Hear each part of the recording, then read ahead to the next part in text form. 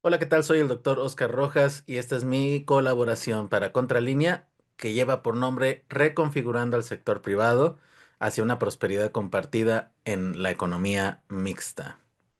Uno, prosperidad compartida. Hablar de economía significa identificar las formas y funciones que componen la capacidad de una economía nacional para satisfacer sus necesidades de reproducción de la vida colectiva.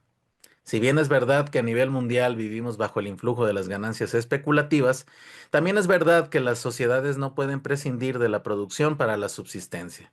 De hecho, esta es una de las fortalezas del capitalismo, condicionar la reproducción social a la producción de ganancias privadas. No es lo mismo producir para la vida colectiva que exclusivamente para las ganancias.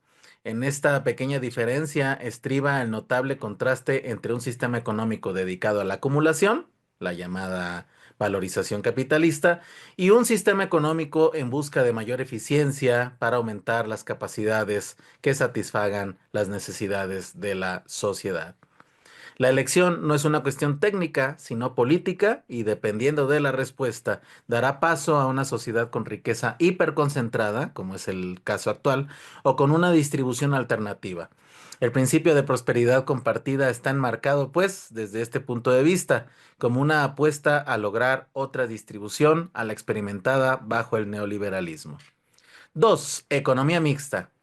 Pero ¿cómo es posible identificar si una economía nacional cae en una u otra definición? La clave se encuentra en el análisis de las interacciones entre las tres partes del sistema económico: el sector estatal, el sector privado y el sector social.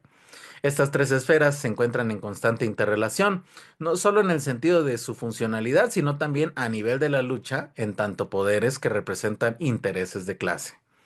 La combinación específica entre estas fuerzas es a lo que denominamos una economía mixta, es decir, la coagulación del poder instaurada en determinado momento histórico, el estatus que guarda la lucha entre estos componentes.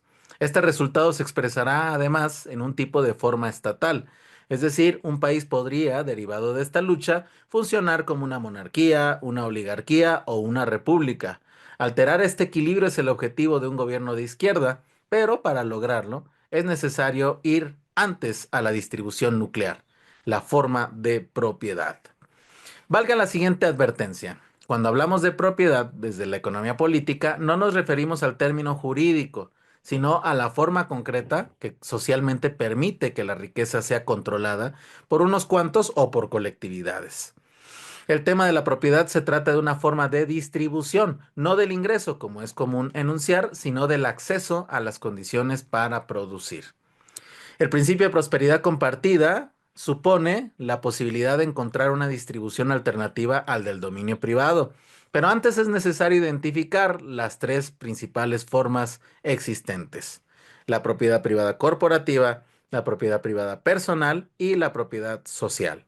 La primera se refiere al poder corporativo financiero, es decir, al poder de las transnacionales que dominan el mercado global.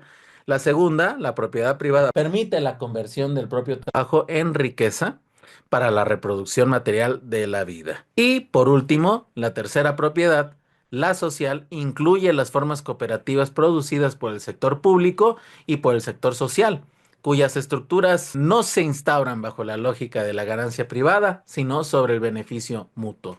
En este caso, la prosperidad compartida aparece como el momento en el que las distintas formas de propiedad coinciden en un programa estratégico para el desarrollo del conjunto. Durante el neoliberalismo, el modelo garantizaba un dominio del sector privado sobre los demás sectores. Durante el modelo alternativo postneoliberal, de lo que se trata en un primer momento es de constituir al sector público como dominante a través de la planificación. 3. El sector privado en la transformación. Desde la visión tradicional de la izquierda, el Estado aparece solo como un agente al servicio del sector privado. Pero esta reducción deriva, desde mi punto de vista, de la falta de distinción entre las diferentes formas estatales, entre las que podemos destacar, por un lado, una pseudo república, debido a que no dominan los poderes formales, ejecutivo, legislativo y judicial, sino una oligarquía.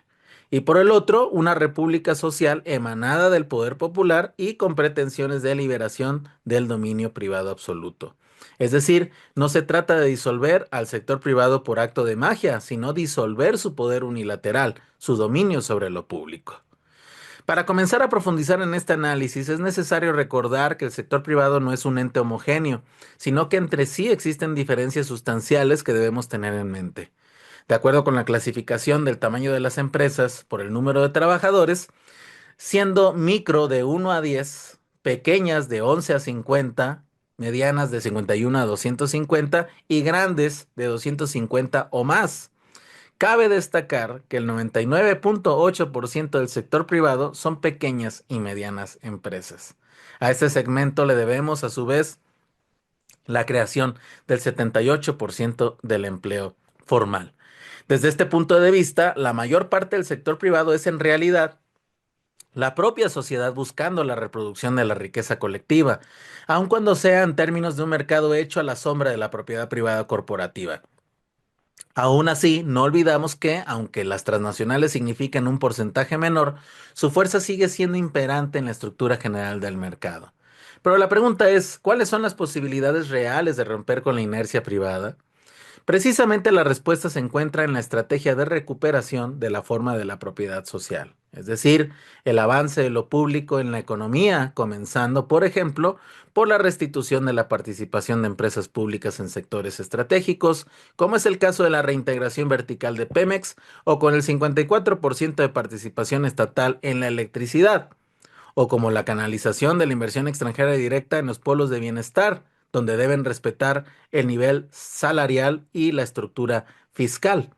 Núcleos que comprometen al sector privado a respetar los objetivos y características del Plan Nacional de Referencia. O bien, como ha sucedido recientemente en materia financiera, en la 88ª Convención de la Asociación de Bancos de México, en la que el gobierno federal signó un acuerdo para elevar 3.5% anual al acceso al crédito para las pymes, toda vez que México se encuentra en los últimos lugares de cobertura de crédito de esta naturaleza, con un 33% con respecto al PIB, en comparación con un 72% de Brasil, un 82% de Alemania o un 192% en Estados Unidos.